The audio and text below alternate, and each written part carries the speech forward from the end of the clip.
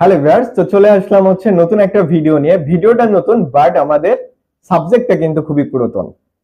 এটা হচ্ছে lifestyle card. আপনারা যারা হচ্ছে ইবিএল মানে প্রথম দিকের যারা অনলাইন বিজনেস করেছেন বা প্রিপেড কার্ড সম্পর্কে ঘাটাঘাটি করেছেন, আপনারা জানেন যে একটা সময় ছিল যখন অ্যাকোয়া কার্ড আর এই লাইফস্টাইল কার্ড ছাড়া আর কোনো কার্ডই ছিল না।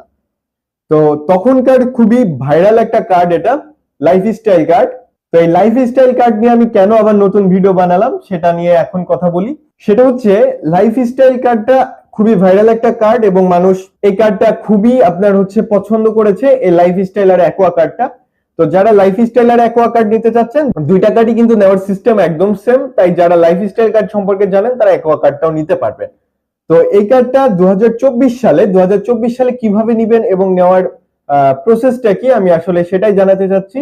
কারণ প্রসেস অনেক চেঞ্জ হয়েছে। ওই সময় যে অ্যাকোয়া কার্ড আর লাইফস্টাইল কার্ড